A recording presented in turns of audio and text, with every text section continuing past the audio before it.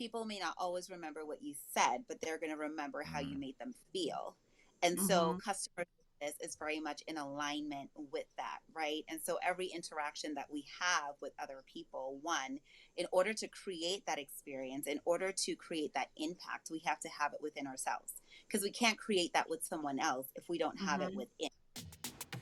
Welcome to the Entrepreneurship podcast with X.T.C. I'm Shalonda. I'm Tristan. And I'm Chris.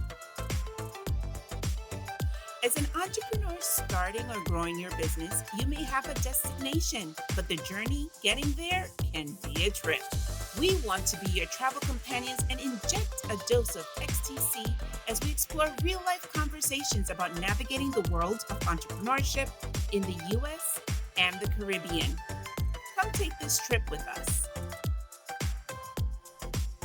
Welcome to Season 2 Trippers. I am Shalonda of X.T.C, and we have with us our T, I'm Tristan.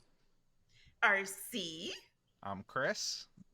and we got a K in the house. Welcome, Khnuma. How are you? Okay. Listen, Yes, add some K to the mix. that's right. She just added a K to this mix. So listen, for those of you who do not know who Khnuma is, she is the CEO and founder of the most darling boutique on St. Croix, My Girlfriend's Closet. And she is also the founder of the global movement Girlfriendism. And she happened to be my sister from the same mister and my sister from the same mother. That She goes, her name is Khnuma, but she goes by Kimi or Shalonda's little sis. That's what she'd like to think, right? These days, sometimes it's actually Knuma's older sister, or is that how it works? Yes, but we won't get into the age gap. Let's not. Let's not. Leave that. Oh, so it's like grape juice and wine. I get it. Yes. So, listen, I'm like a fun wine. I'm staying out of this one. You can Good. tell. You can tell already that we started this segment. What you sipping while you tripping? You know that Chris always has a drink. What do you got with you today, Chris? What you sipping while you tripping? I got my cerveza. I got my cafe. I've got my agua, so I'm good to go here. I love the gringo accent, Chris. I know. Don't worry, we have him speak inclusion just now. Justin, what you sipping while you tripping? I'm working on a little glass over here. We got no sponsors, so I won't say who, but I got a glass. Not yet. Not yet. And I'm joining you with a glass of wine. You sipping anything while you tripping, Khnuma? With this group, you're gonna need some water. I'm trying to stay hydrated. Oh, wonderful. Tell the truth and shame the devil. She's not sipping because she's avoiding kids. I'm gonna expose you. That's what I get because I was listening. You'll be happy that I avoided. Now I'm here with you. Okay. Awesome. We appreciate it. Are definitely happy that you are here with us. And we actually have a time clock. You want to tell our audience who are viewing us on the video what that time clock is for, Chris? Well, we are in Season 2 breaking this up into segments and just keeping the pace going here. So we have a number of different segments to get through. Today we have, well, I'm not going to spoil them actually on this first round. Let's just get through what you sipping while you tripping. But there is 3 minutes on the clock for what you sipping while you tripping, and we are already more than halfway through. Awesome. AKA the clock when Tristan talks too much. We put the clock because Tristan talks too much. Listen, Tristan goes from two extremes. He talks too much or he don't talk enough. But Khnuma. Yes. Jump in and stir up this X.T.C libation thing that we have going. What are you usually sipping while you tripping other than water? Usually some Moscato, because y'all know I'm a lightweight. At least you know I'm a lightweight. So I gotta have something light and sweet, and it don't get much deeper than that. So that's what I would typically be sipping on if I were not avoiding children, Tristan.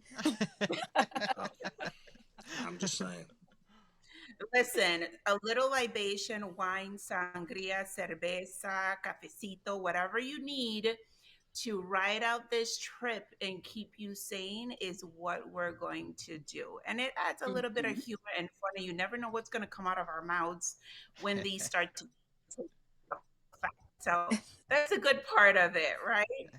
But as we wrap up what you sipping while you're tripping, we are introducing a new segment. What's that new segment, Tristan? Um, I was. Let's unpack. That's what I said. It wasn't like that, though, but like that. That's what I had in my mind. And we're about to unpack the conversation. I listened to the details. The topics were just a little sketchy. I only remembered mine. That you guys don't want me to spoil just yet. But that's what I learned today. I guess I'm pretty selfish, right, Shalana? I'm trying to let you I'm, redeem yourself, Tristan. I'm trying to let I, you. I think that's too much baggage to unpack, Tristan. Before we I know, way too much. We don't have enough time on the time clock for that. But really, let's get into the conversation because I know our listening viewers are probably wondering what the heck are XTC with the addition of K talking about today. And we're talking about it's a culture connection. And what does that Yeah. mean? A culture connection. So, what does that mean for you, Kanuma, when it comes So to a entrepreneurship? culture, yeah, I think from an entrepreneurship perspective, there are two meanings that it takes on for me. One is the individual, of course, and Mm-hmm, what we bring to our businesses as people. And as people, we bring our culture and our experiences with us. So our businesses also have that flair or that adobo mm-hmm, and sazon, as we might say, right? The individual component. And then there's also the collective piece, right? The environmental factor. Where is the business situated? What is the culture, one of the organization, but also the culture that it's within? So that's actually mm-hmm. three things: the individual, the external, and then the organizational culture itself. So it takes on a lot of different meanings. Mm-hmm. Wonderful. And so when you think of three C's when it pertains to culture, whether it's customers, collaborators, or community engagement, jump in Mm. anyone. What does culture connection from the customer perspective, collaborator, or community engagement mean for you as entrepreneurs? Well, let's not all talk at once. So I guess I'll jump in. That's what I was just about to say. Listen, we only got So I 7 minutes, I people. think You guys need to be quick with it. Quick with it. so I think the customer piece jumps out at me because, customer service training is something that we've done before and that we do. And then on the island, especially in the Virgin Islands territory, customer service takes on a very different meaning when you add Mhm, the cultural aspect. And in fact, I was laughing yesterday because there were like three different businesses that I went to, and I found myself having to be very strategic as to how I went about trying to get what I wanted to get. And so, culturally, if I were to be very direct and say, this is poor customer service and I need X, Y, and Z, or I'm not happy about having to wait for this, that might mean that my service just does not get done. So, culturally, I found that I've had to kind of, add a little bit of spice, a little bit of warming up to people, which is interesting because when you think of customer service in some cultures, it's about delivering mhm, the service. Whereas here, it's very much about people and connecting with mhm, them and individual. feeling Yep. warm in order to have this reciprocity of like, okay, I need something from you, which means, mhm. now I guess I have to give you a little bit of something of me. Yeah. So it's interesting. Very interesting. No, I agree with you wholeheartedly, and it reminds me of an encounter that I had today. So today I Mm-hmm. was trying to get, I want to, today I was trying to get my license, my business license, paid for it, got it, and the catch 22 is that I didn't go for it. I was sending someone for it, right? So then they asked him, "What are you here for?" And I was like, "I came for a business license." And I, yo, you gotta chill. I'm like, nah, but that's what we came for. So they're like, yeah, you paid for it, yada yada. You might have to get it tomorrow. I was like, nah, tell them we now because we need for some paperwork we gotta turn in. And then they were like, yeah, that's not gonna work. We need it today. I could have died. I Uh-huh. was like, yo, I was like, yo, I do need it today, but they don't need to know that I need it today like that. Like, we got some stuff to turn in. We're begging for it. We're not even asking for it. We're begging for it. We Mhm. need them Right. to know that they're in the driver's seat, and even though we're requesting a service, take your time. Take your time. I just really need you Mhm. to get this done. But that's part of it, of understanding the culture in which it is Mm-hmm. that you're dealing with. Because Yeah. if you don't understand the culture, then we come off as snobbish, Mm-hmm. rude, and that's not what it is that we want. In our culture, the one thing is that if you're kind, if you're generous, if you're warm, you get a lot more done than when you walk in acting like I'm paying for this and I should be getting this because my money talks. It might work in Right. other places, but it doesn't work here, and that's an important part. Even when you're doing business with different people and different cultures. I heard, I want to say it was in China or something like that. What they Mm-hmm. do is that they'll pick you up, take you partying, having a great time, and right before you leave, that 5 minutes right before, like, oh, what you gotta say about the business now? And you're like, whoa, I just had 10 shots, I done did all this, but to them, it's like you already know what it is that you came for. You know what it is that you're looking for. So, enjoy yourself for the rest of the time. And now we're gonna do business right before you leave. So everything is on a crunch. You feel like you're under pressure, but that's what it is. You can only deal with that business because now it's not like you got 3 more days to think about it and how you're gonna counter a proposal. You gotta Mm-hmm. close. You gotta close now. And it Okay. goes also what Kimmy was saying Yeah. Yeah. So about I the think individual. So I'm done. yeah, because we only got 3 minutes, and I want to hear from Chris.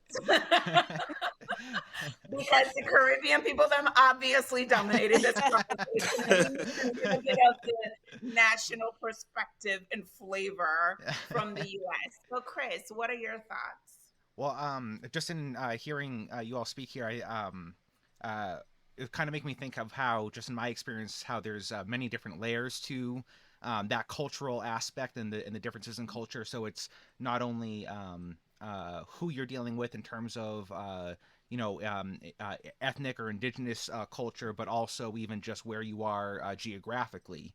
Mm-hmm. So I'm from Massachusetts originally, spent the last 15 years in Florida, and then just moved back to Massachusetts again. And I'm already kind of like reassimilating to just the speed Mm-hmm. of like the Massachusetts Northeast mentality.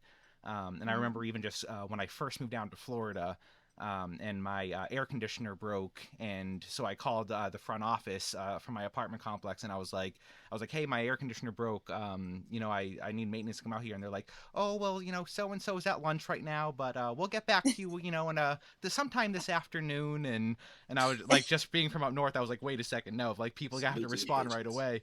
Um, and then I got used to that, in Florida, and then ended up really working in the DE&I space and meeting and working with different cultures, even signing contracts for donations and stuff like that, just to have your records when I worked at a nonprofit.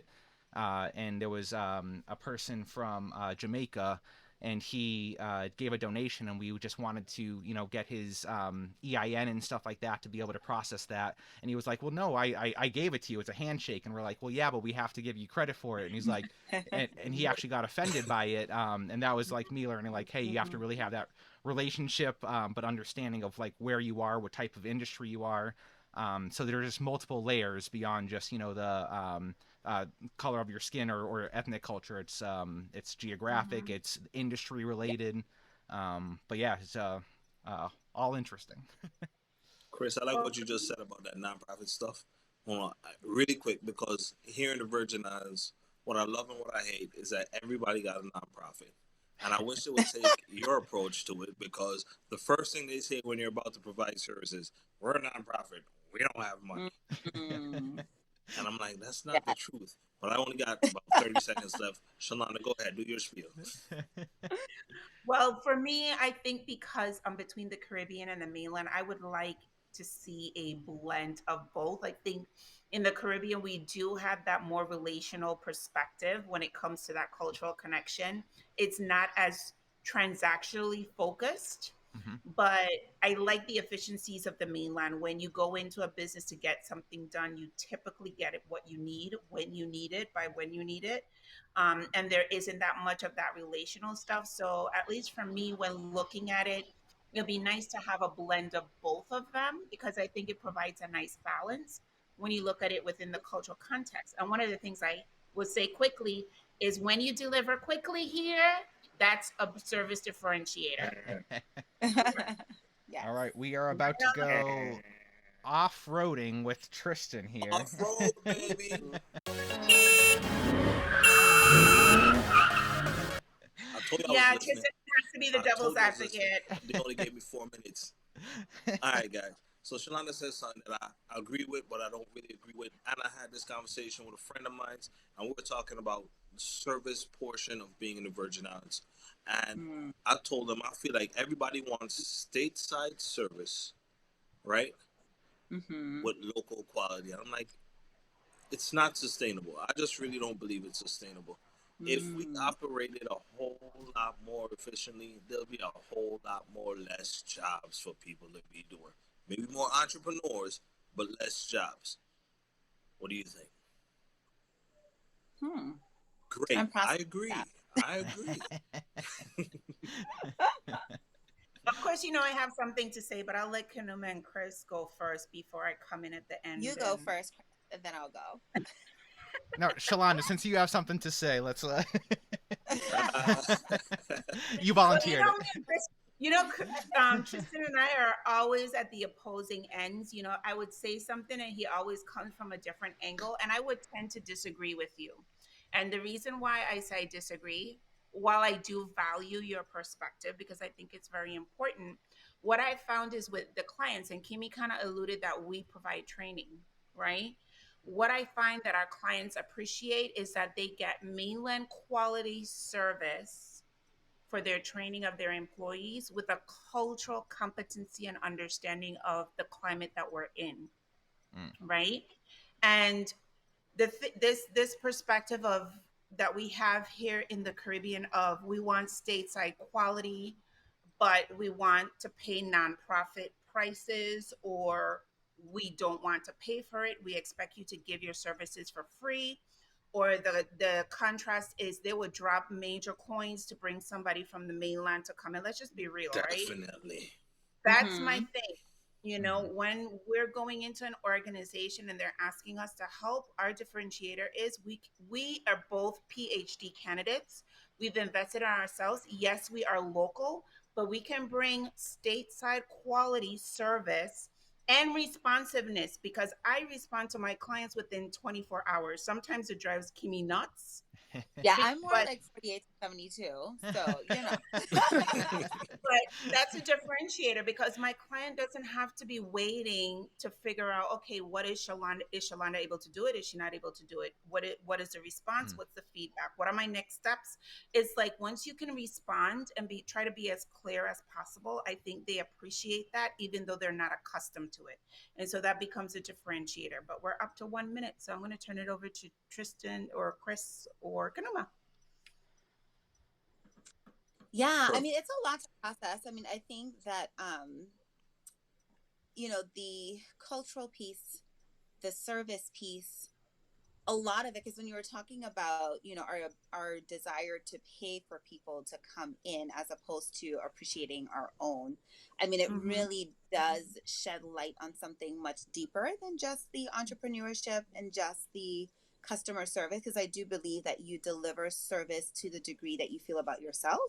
And Mm-hmm. so from that perspective, it's a little That's sad a mic drop. sometimes when service is really poor, because it's like, what do we positively think about ourselves, and if we don't value our Mm. own, how, you know what I mean? Like, it speaks to so much more than just that. So absolutely, that's kind of what comes up for me is, you know, what does it say about ourselves and what does it say about us as a collective? But I do also appreciate the moments of pause to be mindful about how we approach people.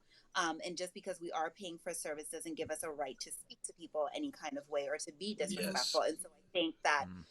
even though it may seem slow, I do like the opportunity to pause and say, okay, if I do respond this way, what is going to be the outcome? Because that's really how I feel like we should approach life in general. We shouldn't be careless with our words and with our behaviors just because we may have privilege or because we are paying for something. So it gives us that level of mindfulness that maybe we may not experience in other places in the world. Mm. Right. So Oh, I'm we gonna need take some this sound opportunity really effects. I quick. got some snaps. I got some mic drop. The clock stopping. Listen, Khnuma dropping that nugget. Chris, you better watch out for your job. Those golden I nuggets know she dropping it. on the mic, man. I'm All out right. here, Chris blowing that horn. I'm like, nah, Knuma's about to start dancing. He didn't know about that horn. Oh, There's a that is cultural difference with that horn, Chris. Culture. It's a cultural difference. That don't mean stop here. It means keep going, baby. But at this moment, I'd just like to perform some social etiquette. And I would like you to say, because off-roading is such a wonderful part of this show, I would like you to drop in the comment below. Please extend off-roading because you saw it was over so long ago.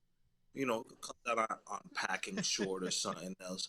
We really want to hear what I gotta say. That's what it's about.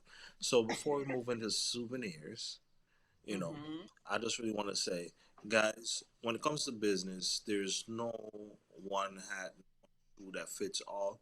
The discussion that I definitely had with my friend, I think what I said fit a lot better, but Shalana always comes with a cheat code. Like she's always playing Contra, you know, to mess it up. So I do give you guys your points. In this situation, you've earned your mark.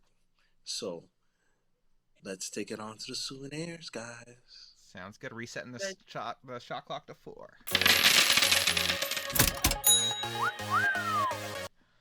Awesome. So the souvenir section of this episode is for us to look at all of the takeaways from this conversation. And so here are some of the takeaways that I made note of. When it comes to culture connection, there are 3 levels that we can look at it from. Kimi so eloquently explained is the individual level, the community level, and the organization. So not only the community that the organization is operating within, but the culture of the organization within.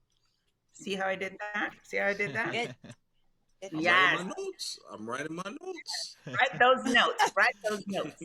And then the second takeaway is it the delivery of service versus building relationships? Mm. Or can we find a delicate balance of both? And wherever you are in the world, the cultural connection can really be boiled down to where you are geographically, because I think that's where you see different experiences. You have different experiences with different people, different places, different service, different cultures, different ways of being able to do things. So those are my top 3 takeaways or souvenirs for our listeners. Are there any other souvenirs we would like our listeners to leave this entrepreneur trip with? For me, it was definitely about the individual. I didn't think about the individual as someone, I don't want to say of culture, or coming in with a different perspective with their own cultural experiences, their own expectations of what that transaction might be. And Kimmy kind of set it off because when she started talking about the individual, I realized in some of my approaches, you know, I can't believe I really pay attention to this, that. Oh yeah, you're right. It's not about the money; it's about the transaction. You see what I'm saying? And that's where it is. So that's what I got from it culturally. I think Or just to be the devil's advocate to Tristan, is it about the transaction or the transformation? I will just leave that there. Yes, Chris. Ooh. Oh, we were talking about the you transformation can't pass of that the off. transaction. That's what we were talking about. That's another souvenir. Right. I'll go, and this is definitely the more transactional approach, but I feel like in the mainland U.S., there's a saying of you can only choose two of the three of these, which is quality, speed, and price. And that is a more transactional way to look at it. But you can look at, whether it's the quality of the product or even like the relationship. But I think no matter what, whether you are going more with the individual or the transactional, there is a give and take, and you just have to kind of know the extent of your own cultural competency and ignorance in that. So I think the more that you reach out and connect, so an organization, understanding what their values are in terms of how they want to present themselves to their clients and to the community, but also understanding that that understanding of their own culture only goes so far as to how well they understand the individuals that make up their organization. Again, just kind of going back to the layers of there's so many different ways to approach this, and whether there is a right or a wrong, I think it really depends on where you're coming from and how well you know yourself going into that situation. I don't like. All right, this. You sit next to Chris and I can't see bring shit. it home. You got 5 seconds, girl. All right, I'm going to try to make it quick. So there's cultural sensitivity, cultural relevance, and cultural humility. And I think when it comes to customer service and cultural humility is what kind of resonates for me tonight, because it's neither either or, it's both and from both perspectives. As a customer, being able to understand there's going to be some cultural aspects within the organization, or for the organization to recognize that everyone that they interact with also has different cultural pieces. So the cultural humility allows us to be aware, to be open to the pros of both sides. Awesome. Love it. Beautiful. Well, there are your souvenirs, folks. And of course, we have our Sensei Chris, who usually comes with words of wisdom. And so he's going to take in the view and drop some golden nuggets of information before we wrap up the episode. So, Sensei Chris, the floor is yours. All right. Well, with a 3-minute countdown, and we were just led very or segued into this really nicely. So the quote I had prepared for this, and this is obviously a wild card with having a guest here. We don't know exactly where it's going to go, but Confucius said that real knowledge is to know the extent of one's ignorance. And so coming into this conversation and following up on the souvenirs, really, again, what it all boils down to is how well we know ourselves, and in turn how well we learn about ourselves through our interactions with others. So whether it is a transactional approach or an individual approach, whether you are from the islands or from the mainland, how well you know yourself, and how well you're willing to engage in the learning process to continue bettering yourself and extending that reach of lessening your ignorance is, I think, where we all can benefit going into any transaction or any conversation or business deal, regardless of where we are or with who it's with. I quit. Nice. I don't want to do this no more. And he got a minute and change up. Just add this time to off-roading. Put me next to Shalon the next time, and you sit next to the guest, man. I don't want to, how you still dropping nuggets that still tying back into the conversation?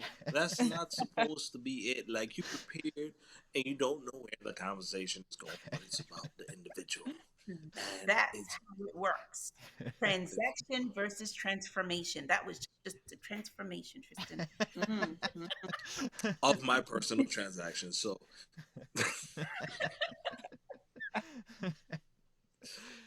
I think you guys have too much Alrighty, fun you on guys. the show. So this conversation, it's a culture connection, customers, collaborators, and community engagement.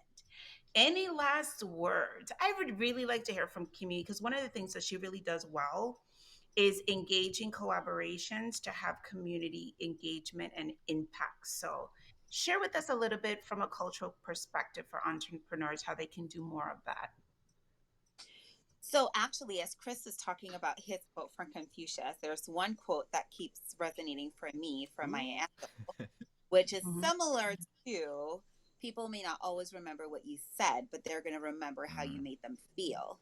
And so Mhm. customer service is very much in alignment with that, right? And so every interaction that we have with other people, one, in order to create that experience, in order to create that impact, we have to have it within ourselves, because we can't create that with someone else if we don't have it Mhm. within. And so just being cognizant and aware of what we bring into every interaction. And when it comes to the cultural piece and to the customer service, just knowing that we contribute to that. And so if we want to see it change, then we also have to change. And if we want it to be Yep. impactful, that means that we have to be very much connected to ourselves. So I think, Chris, that's right in line with Confucius. So Confucius and Maya must have had a conversation.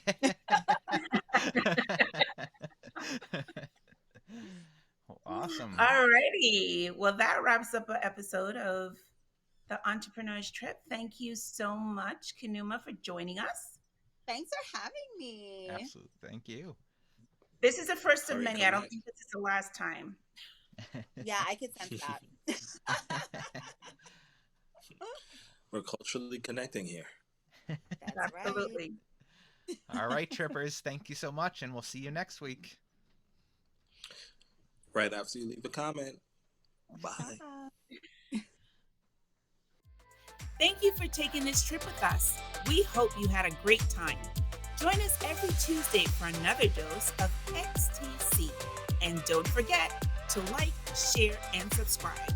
Be sure to follow us on Facebook, Instagram, and visit us at theentrepreneursstrip.com for more entrepreneurship tips and trips.